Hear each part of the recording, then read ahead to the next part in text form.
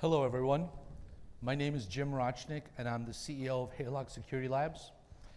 Welcome to our presentation on techniques to evolve governance and comply with the SEC cybersecurity rule. So where are we in the week? It's Tuesday, second day of RSA. Most of you by now have been to a handful of presentations. You've seen some very interesting industry issues and problems discussed.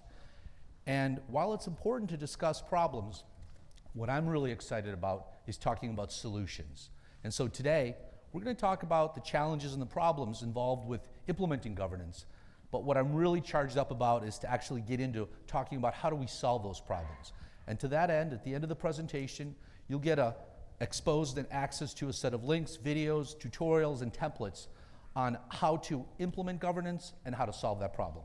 So with that, let's jump into it. In the last year, major cybersecurity industry organizations have increased their requirements for us in one area.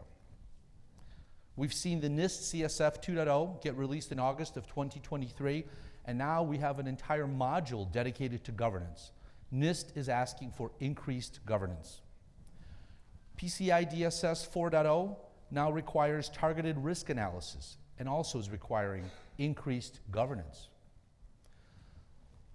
The requirement we've all been faced with is the SEC cybersecurity rule. By the way, a link to the entire 186-page document is provided here. It's wonderful bedtime reading material if you're having a hard time falling asleep. This will do the job, I promise you. The rule requires accountability, transparency, and communication between cybersecurity, management, and the board of directors. So it also is asking us to increase governance. So what are all these authoritative bodies asking us to do? They're all asking it in slightly different ways, but they're all asking the same thing.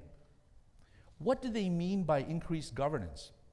You know, for years we've heard the phrase people, process, and technology, and honestly, oftentimes it kind of gets overused over and over and over. But you know what? It actually applies here. Because if we look at people, process, and technology, and we look at governance 1.0 to represent what we do today, and we look at governance 2.0 to represent what we're being asked to do, we can get a sense of what it is that is being asked of us. So in 1.0, the old way, 2.0 is the new way. Let's take a look at people. In 1.0, we had no individual accountability, and we informed executive management in technical terms. In governance 2.0, we have a clear set of accountability, actions, and ownership, and we inform executive management in business terms. As we look at the process path of people, process, and technology, in governance 1.0, our risk assessment methods were based on maturity scores or impact levels to confidentiality, integrity, and availability. In governance 2.0, our risk assessment methods are based on business impacts, and the focus is not just to ourselves, but it's also to customers and our third-party obligations. And as we look at the technology portion, the technology lane of people, process, and technology, in 1.0, our risk registers lived in a single-user spreadsheet.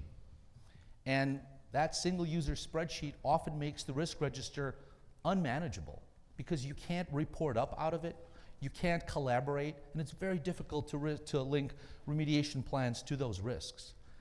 In 1.0, we manually created presentations to executives with a lot of technical terms. In governance 2.0, our risk register lives in a multi-user database, and our executive reporting is in real time and can happen at the press of a button. By the way, links to governance executive reporting platforms are provided to you at the end of this presentation on the last page, so you'll have all that. So at this point, you might be saying, that's all fine and well, but I'm not even done implementing 1.0. Well, guess what? The evolution does not require you to do things sequentially. You can go straight to governance 2.0. As an example, China and India was rolling out their landline telephones. We'll call that 1.0. They didn't wait to roll them all out before they went to mobile. As soon as mobile phones became available, they just stopped and went straight over to 2.0. You can and should do the same and implement governance 2.0 as soon as you're ready. So how do we put in place governance 2.0? Well, we identify what elements of that program need to be in place, and then we talk about what capabilities does our department need to have to support those elements. So if an element is to protect the organization, a capability could be to be legally defensible. If an element is to provide management oversight and accountability, which is a big portion of what we're being asked to do, an element could be to have really full-fledged executive reporting. So how does what you're about to hear today allow you to implement 2.0? Well, each of the sections of this presentation is aligned with these 5 capabilities. And what are those? Well, the 5 must-have capabilities for Governance 2.0 are: 1, ensure that your security program is legally defensible from litigators, regulators, or anyone else coming after you. 2, define a clear line of acceptable risk, above which you must remediate, below which you can accept the risks. 3, understand the known risk to your organization. 4, providing a roadmap for your program that reduces risk to an acceptable level over time. And 5, and this is where you put it all together, executive reporting to demonstrate your program is effective, both inside the organization and outside the organization to interested parties. So, let's start taking a look at ensuring your security program is legally defensible. Let's spend a little bit of time here, and first, I'm going to ask a question that's going to seem somewhat counterintuitive. Have you ever heard of a company suing itself? No, of course not. Because you get sued by customers, you get sued by regulators, you get sued by investors. So if companies don't sue themselves, why do companies assess risk in terms of harm only to themselves? Don't you want to assess harm to the people that are potentially going to sue you? Well, the reason we assess harm primarily to ourselves is because it's the way we've always done it, and quite frankly, it's easier. Litigators and regulators want to see that you assess harm to others, not just yourself. In fact, and we'll get into this in a minute, if your risk register only has impacts to yourself, the kind of classic confidentiality, integrity, availability to technical assets, if your risk register only shows impacts to yourself, you are in essence documenting your negligence. So let's delve a little deeper into that. Over the last decade, we have done quite a bit of litigation support as expert witnesses. And what we have found is if your company enters into a lawsuit with litigator, regulator, whomever, they're going to ask you for 2 things. 1, they're going to ask for your risk register, and they're going to look and see, are you assessing the risk to others? They're going to ask you questions like, did you think through the likelihood of potential harm to others? Did you think about the magnitude of that harm? Did you consider safeguards to reduce risk to an acceptable level? And have you even defined what is an acceptable level of risk? This is what you need to have if you have a breach. This is what you need to have if you get into litigation. The second thing they're going to ask you is they're going to ask you for consistent risk management. I'm going to use an analogy here for a minute. We've all seen someone being asked to provide a project plan. They provide the project plan, they send it off to whoever requested it, and they never look at it again. They just go on their merry way. The project plan is a deliverable. It's not a living, breathing document. That's exactly the opposite of what the legal system wants you to do with risk management. They want you to be running that risk register, and every time you get a pen test and you create a set of risks, those risks make their way into your risk register. They get prioritized, they get remediation planned, and those that are above the line that allow you to actually focus on them get activity. The same happens with incidents and audits and assessments. Your risk register needs to be a living, breathing thing. They want to see consistent risk management, not a deliverable that you made one time after a risk assessment and we're done. So these are the things you need to think about if you want to be legally defensible.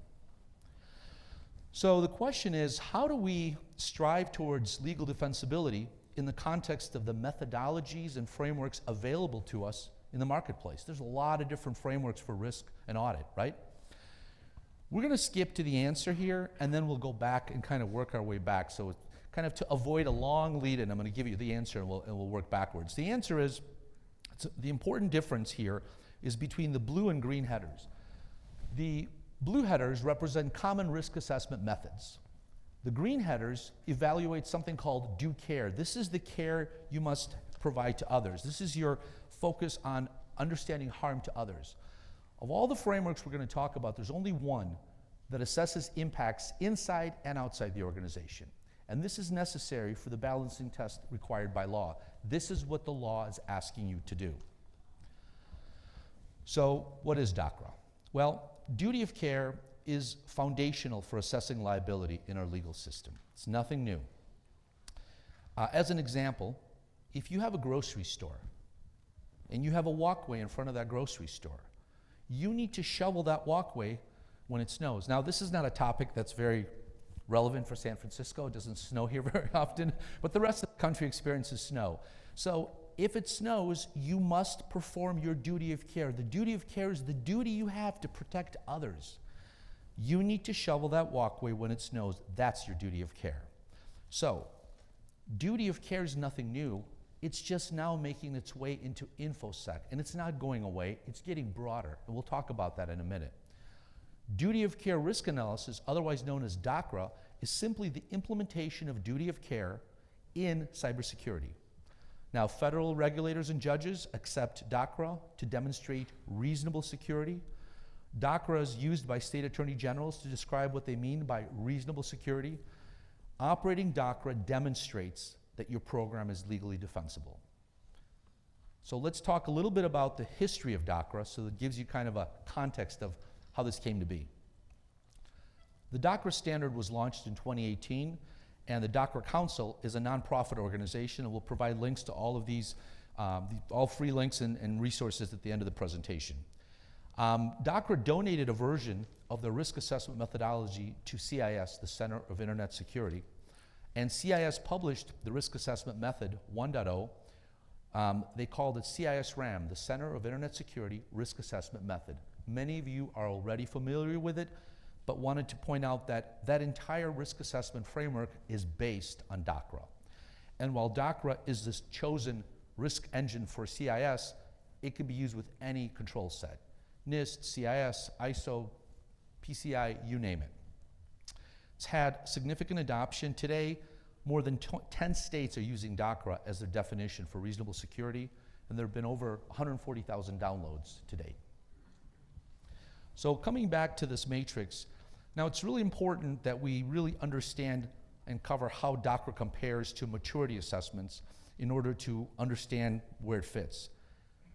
Gap assessments and maturity assessments are the two rows at the very bottom, and gap assessments and maturity assessments do not allow you to provide your limited spend in the absence of any risk analysis. It does not allow you to prioritize how to spend that money. Only true risk assessment analysis will help you determine the impacts from lack of controls. And there are 6 rows on this page that represent risk analysis methods. Of those 6 rows, of those 6 risk analysis methods, there's only one, which is the top row, that covers all the bases and analyzes impacts inside and outside the organization. This is what provides you legal defensibility. So I want to stop for a minute. I can't stress this enough. If you strive for legal defensibility, you must assess the harm to others. This is something new. This is something that I spent over a decade doing in the field, and I didn't do it. But when you do litigation support as expert witnesses, you see over and over, this is what the law is asking of us. Certainly most of you have heard about this already. The SEC rule requires accountability, transparency, communication to management and the board with regard to risks and incidents. And if your company is a public company or subject to the SEC rules, this is very important to you. But guess what? Even if your company is not a public company, this is still very important to you, because it's just a matter of time before any of your customers or any of your vendors that are publicly traded companies come to you and ask you how you're handling these as their third-party business partner. So let's take a look at some of the highlights of the SEC cybersecurity rule and how putting in place these 5 capabilities addresses some of those most difficult requirements. The first requirement is companies will need to describe how your risk management program will inform your investors about impacts that they would consider material. So you're asked to inform investors and management of impacts they would consider material. Well, all that CIA stuff goes right out the window because investors and management don't speak that language. How do you accomplish this? This requirement can be easily delivered and achieved through DACRA based on the calculated acceptable risk definition, which we'll cover in the next section. 2, companies will need to demonstrate a true risk-based management system, not a maturity-based system, but a risk-based system. And by virtue of implementing DACRA, you've already met this requirement. 3, and this gets a little bit more interesting, companies will need management to be informed in business terms of risks, incidents, and risk reduction. Now, this requirement is asking a lot. Think about what they're asking. Inform management in business terms. Well, how can you do that with traditional risk assessment methods? You can't. But you can with DACRA, and we're going to show you how in Section 5. And 4, and this one's my favorite. Companies will need to convey risks and key decisions to board of directors in business terms. I have a question. How many cybersecurity teams have you seen that can communicate to the board of directors in business terms? Right? I'm going to go out on the limb here and say, not many. Guess what? Governance 2.0 and the last section of this presentation will show you how to do that. So, let's jump in and discuss at a high level, creating a clear line of acceptable risk above which you must remediate and below which you must accept the risk. It's worth noting that many executives don't know that there is a line. Many executives believe that they have to just take whatever budget they have, spend it every year, and then do the same thing next year, and then do the same thing next year. That's kind of like going to the grocery store and spending everything you have in your wallet, and then coming back next week and then spending everything you have in your wallet. Is that how you want to shop for groceries? I don't think so. That's not how you should be solving risks. And I'll tell you that when executives find out that there is a line below which they can just accept the risks, they find that very gratifying. So let's talk about how we define that line. To establish a line of acceptable risk, we need to communicate in a way where cybersecurity and business understand one another. We need to speak the same language. And this part of the challenge is difficult because cybersecurity and business traditionally are not speaking the same language. Cybersecurity, well, we talk in terms of risks, costs, threats, vulnerabilities, likelihoods, and there's nothing wrong with that. It's our way to communicate risks. But guess what? This creates a conversation centered on fear. What does the business talk about when we're not with them? Are they just talking the language of risks, vulnerabilities, and likelihoods? No, that's not their entire language. The business language also covers what you do for your customers. Are you achieving your business goals? Are you achieving your third-party obligations? So the business language is actually a superset, and technology and cybersecurity is speaking a subset.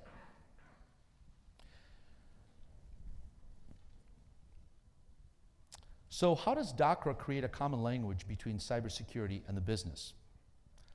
Well, it starts by including the traditional cybersecurity language of risks and costs.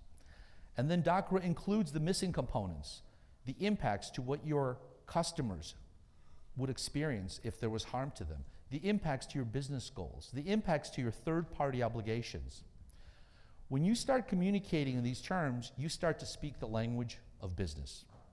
Now, cybersecurity and business are speaking the same language by utilizing DACRA as a universal translator. So to use an analogy, we've all had a paper dictionary. And that paper dictionary worked fine to look up a word. But how did that paper dictionary work when you want to have a real-time conversation with someone that speaks another language? It practically doesn't work. And then came out online real-time translators like Google Translate.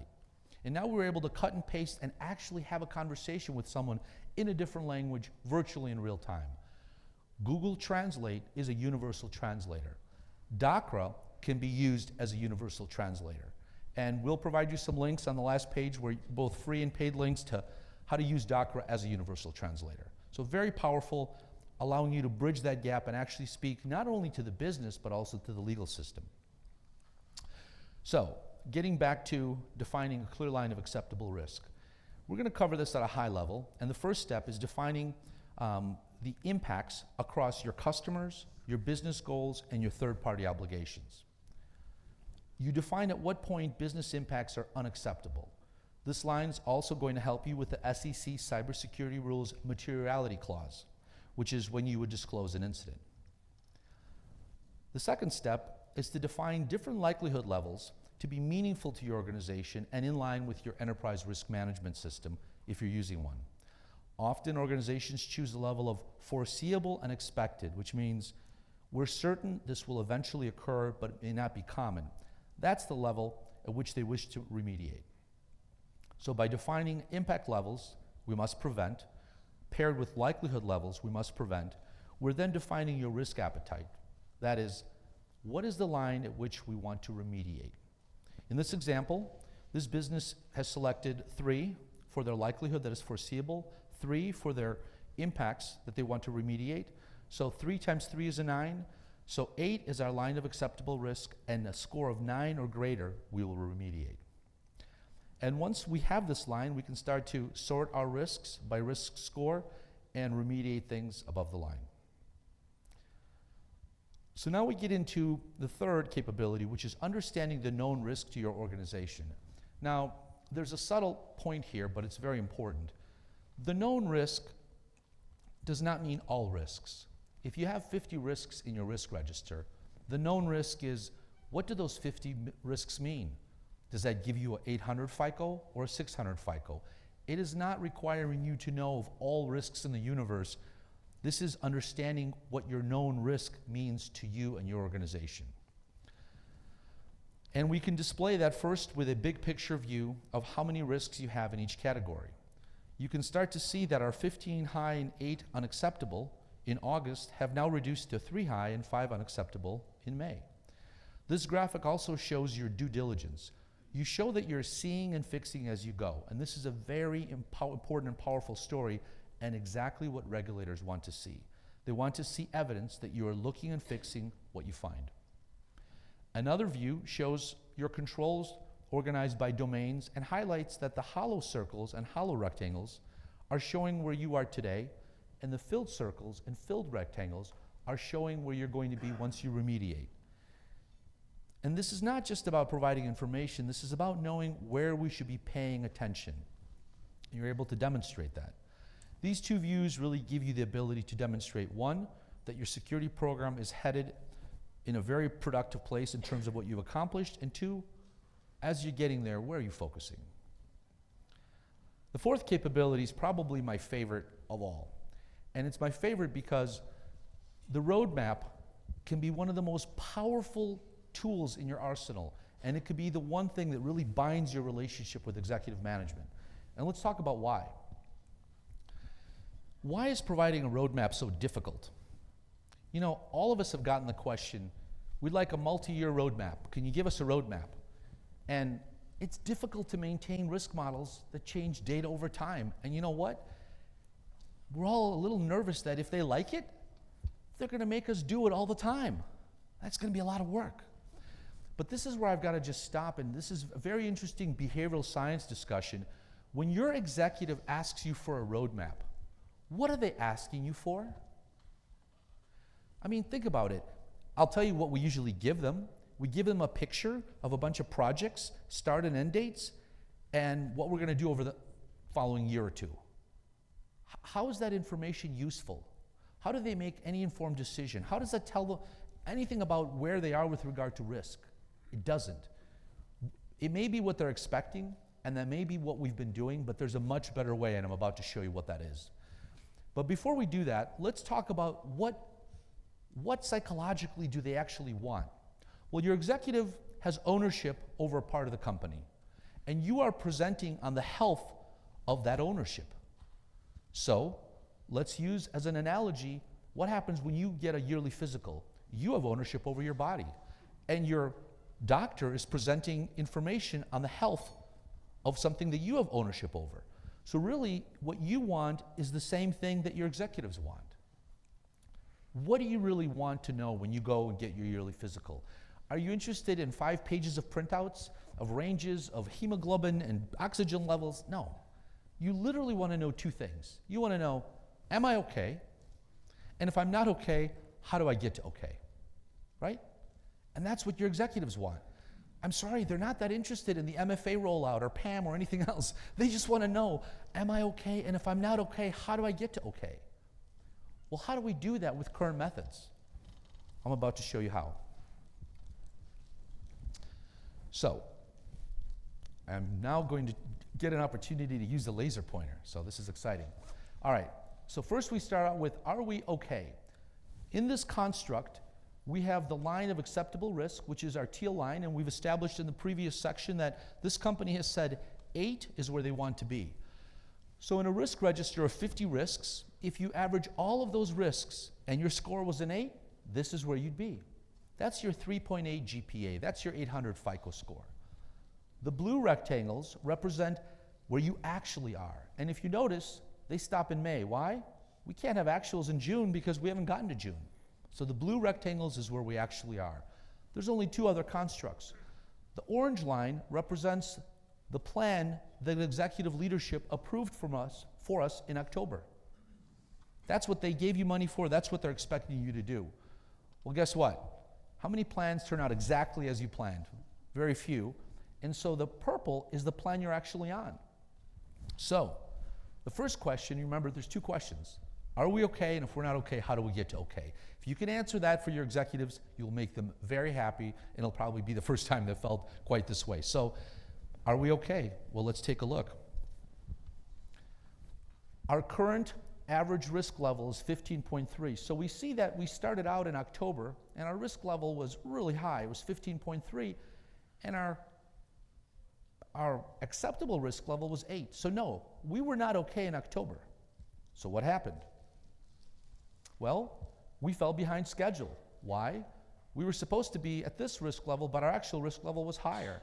But guess what happened? We caught up in February, and now in May, we're 1 month ahead of schedule because our purple line is actually lower than the line that the executives approved. So in looking at this, can you figure out when are we going to get to okay? When are we going to get to what we're expected to do? Well, our purple line is going to cross that T line in 2 months. That's about 2 months ahead of schedule. So we can let them know we're going to achieve our goal in 2 months, and we're going to get there 2 months ahead of schedule. So one view, you're not giving them a lot of quantitative statistics. You're not giving them a PERT chart. You're showing them what is an acceptable level of risk. What is okay? We weren't okay, but we're on path to get there. We're ahead of schedule. We'll be there in 2 months, and we're going to be there 2 months ahead of schedule. When you show the business what you've committed months ago for risk reduction, how you've performed against those commitments, and what you're committing going forward, you achieve a level of respect that fosters partnership and trust. Now, some of you may be saying, wow, this is powerful, but this is kind of like Cirque du Soleil. I can't do this. You can.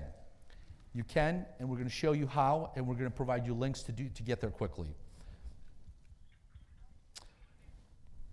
We also note that every so often, when we've done this hundreds of times, this roadmap view, every so often you get a statistically savvy executive that says, that's a really powerful roadmap. Love it. However, you're plotting averages, and averages can hide outliers. So in the spirit of transparency and to be proactive, we provide a list of all the risks that are above the acceptable level, so that if there are any outliers they want to discuss, they can. Because truth be told, you can have a 3.8 GPA, but you could still have a C in a class. That's your outlier. We provide all the risks so we can discuss them right away to head off any objections. Okay, the 5th capability is communicating risks and justifying expenditures in business terms. And this is one of the key components of the SEC rule. And this is where really we put it all together, all the things we've covered so far. So first, let's kind of step back again and think about the psychology behind providing information to executives. I don't want to just run off and start showing pictures. Let's think about how this information is processed by your audience. And let's really delve into that psychology between you and the audience. When you're presenting to executives, they're really assessing two factors. Trust is the reputation you have before you walk in the room. It's their view of how well you've managed your area of responsibility. Confidence is their interpretation of the quality of information that you've provided today. Does it give them what they need to make an informed decision? And it's important that we think about these two different categories because they define the sequence of how you provide information. We'll show you how. In doing this hundreds of times, we found that the best way to convey information to executives is providing multiple views on how you manage your program, which are these four, and then multiple views of the detailed status of your program, which are these three, and we'll go through them. So let's take a look at a sample executive status. It always helps to start with a professional looking, cover page, so that's what this is. And we jump in and follow it up with a clear agenda. Notice we've got 4 views on how you're managing the program, and then 3 detailed statuses, views on that. So we're conveying information in a very deliberate and proven way. We start out with a big picture view of how many risks you've had in each category. You can see that our 15 high and 8 unacceptable have now reduced to 3 high and 5 unacceptable. This graphic also shows your due diligence. It shows that you are seeing and fixing as you go. It's a very powerful story and exactly what regulators want to see. Evidence that you keep looking and fixing what you find. It's not just about providing information, it's about knowing where we should be paying attention. This next view is usually overlooked, but it's very important. This next view really baselines to the last time that you met with the executive team. So you met on February 7th, today is May 7th, so in the last 3 months, what has happened? We had 9 highs, now we have 2. We had 12 unacceptable, now we have 5. We've had a scope increase, an incident. We're looking at M&A. We've had a pen test. When you baseline back to a frame of reference that's familiar with your audience, guess what you're doing? You're paying them respect and you're showing that you care. That's how I'd want to be treated. And when you do that, you're also demonstrating that you're not just dropping some boilerplate presentation in front of them, you're giving them a frame of reference. This is rarely done, but really important and helps build a trusting relationship with you and the audience. We will achieve our goal in 2 months, and we're going to get to our goal 2 months ahead of schedule. And when you show the business what you've committed 2 months ago for risk reduction, and by the way, they approved that orange line, how you've performed against those commitments, and what you're committing to going forward, you achieve a level of respect that fosters partnership and trust. And now we jump into the actual detailed status. So there's a life cycle of risks, and it starts with audits and assessments. Now, if we never did pen tests or scans or audits or assessments, our risk register would be pretty small. It'd look really good, but that's not realistic, and that's not the type of hygiene we need to practice in cybersecurity. But we must do these things on a regular basis, and this is your view to report all of the things that are regularly occurring and ask for support if any of them are under-resourced or stalled. The next stage in the life cycle is to understand, are we creating and approving remediation plans fast enough? I have to say this view is definitely the one that's often overlooked. But what this does is it forces you to look between the chasm of scans, tests, audits, and assessments and what you're implementing. This is where many latent risks sit for months, if not years. So I'll use an actual example. It's one of the most problematic areas that we've seen. If you just did a pen test and you've got 10 risks, and those 10 risks have 8 risks that are high, you want to do something about those. Where do they live? Do they live in a spreadsheet? Are they still sitting in that PDF file from the pen test provider? And how long has that been there? And who knows about it?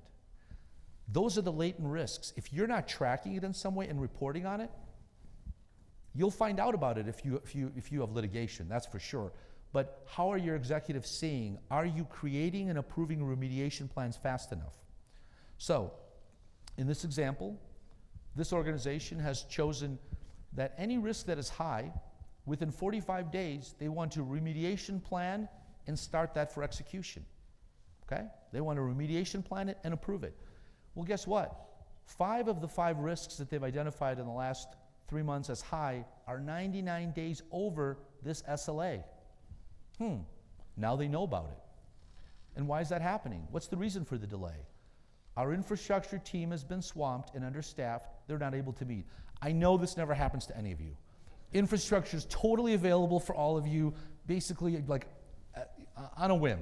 But in the event that this does happen, you can talk about it and you can have a productive action plan. We're requesting assistance for a friendly escalation to either raise the priority or get them more resources. Now you're having a structured conversation, a productive conversation with your executive management team. And the third piece in the life cycle is really a view that many of us are familiar with. This is, are we executing as planned and approved? And in the areas of schedule, scope, and resources, this view highlights that if we're having trouble, we can involve executive management in a planned way. So, we've seen how it can work. Now let's talk about how do we implement this. The decision in the industry has already been made. NIST is requiring a governance program. PCI is requiring a governance program. SEC is requiring a governance program. If you don't implement the program, you're really kind of choosing to go in a different direction. So here's the choice you have. Why should you go to Governance 2.0? Well, there's at least 3 very strong reasons. One we've already covered. The industry's requiring it, so there's a compliance driver. 2, it's better for your company. And it's better for your company because you can prioritize better and you can communicate with your executives better. 3, it's much better for you. If you have the ability to be proactive instead of reactive, don't you want to take it? When you have a strong governance mechanism and someone comes to you with a squeaky wheel or an initiative they want you to take, you can say, well, hold on a minute. Let me run it through my risk register engine and see where it lands. Because if it's not in the top 5 things we're working on, it's not a now activity. You have the ability and the discipline and the rigor to be proactive instead of reactive. That's what Governance 2.0 affords you. So really the choice is not if you should implement Governance 2.0. The choice is how and when. You've got to decide, do you want to do it on your timeline or when you're forced to do it on someone else's timeline? Now, you can easily implement and be operating Governance 2.0 by the end of the year. I just want to stop here and say each and every one of you in this room, and we've helped many clients do this, anybody can implement this by the end of the year. And the most important link on this whole page, and you're about to see the rest of it, is that first link.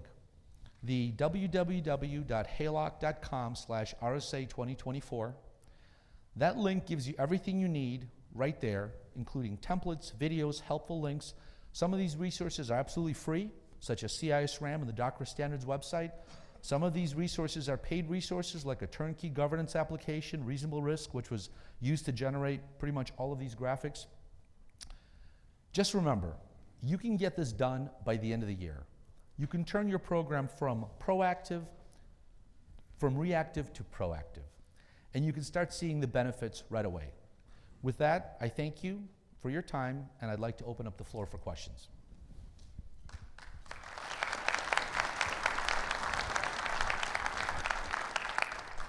Yes, sir. Hi, maybe this is too big a question. Sometimes we jump from a risk, something bad that can happen to us, to a deficiency, something that we aren't doing as well as we should. And to me, at least, that language gets all mixed up. You know, we aren't doing this thing we should, isn't the same thing as this might happen to us. I wonder if you could just say a couple words about how we jump from A to B. Sure.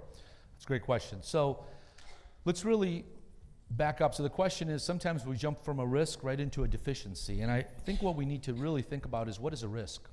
A risk, whether you're using DOCRA, NIST, PCI, any framework, is defined by an impact times likelihood. Likelihood times impact. It's the definition of risk. So first you need to understand, what is that risk, what is that business impact, and what is that likelihood of that happening. Once you understand the problem, the deficiency, as you mentioned, could be the root cause, but there may be other ways to achieve that problem. So once you understand the risk, the next step is to create the remediation, which could indeed be to address the deficiency, or there might be another way. The key is to, my father always said this, all good problem solvers first understand the problem before they jump to the solution. The deficiency is the solution. If you really understand the problem, you can look at multiple solutions, one of them being a deficiency. So which one goes in your risk register? The risk. The risk goes, so what goes in your risk register is your risk, and you should spend some time to really assess the true likelihood and the true impact. The impact should be done in business terms, again, ideally against impacts to your customers, your business goals, and your third-party obligations. Your likelihood, now this gets a little bit more technical, but your likelihood, if you think about it, for years we've been guessing at likelihoods.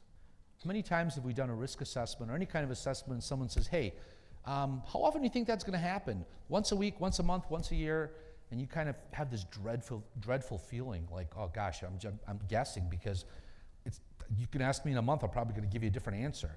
So what you really want to do is get to a point where you're not guessing at likelihoods, but you're deriving likelihoods.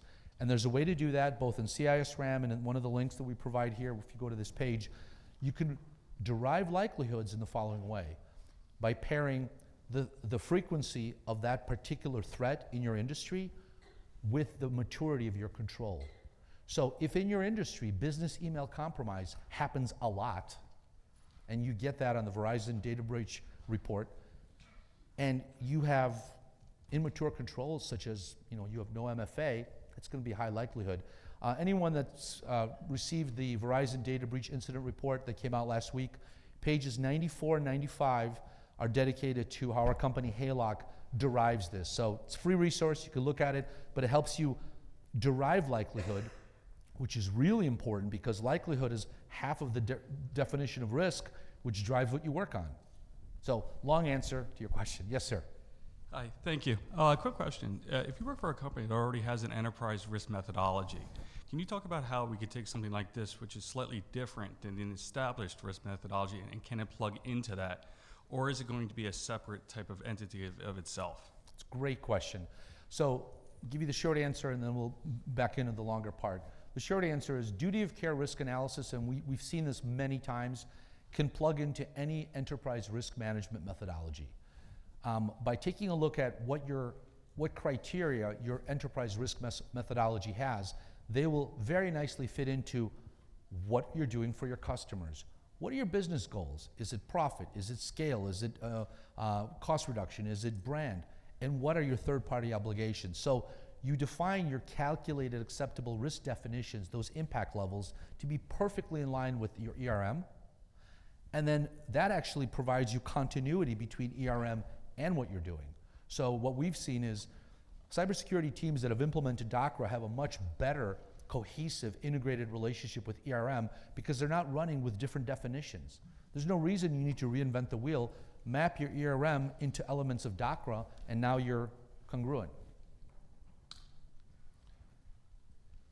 Very open to questions, criticisms, compliments, whatever you want. Well, I'll start with the compliment then. It's really very, very interesting stuff. Thank you. I have a question about the idea of assessing the risk to others. That's quite a new concept. Well, it's not a totally new concept, but I think here we've got to look at it in a different way. How do you get your arms, any advice on getting your arms around scope of that? Because how can we determine scope of the harm to others? I mean, that could run away with itself. Do we work with our legal department? Do we work with, how do we approach that?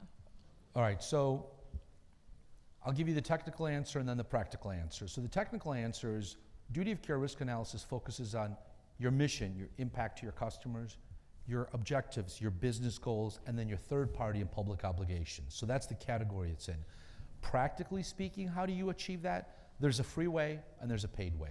The free way, and when you go to haylock.com RSA24, you will get links to the CIS risk assessment method. Now, we actually invented that method and donated to them, but it's free.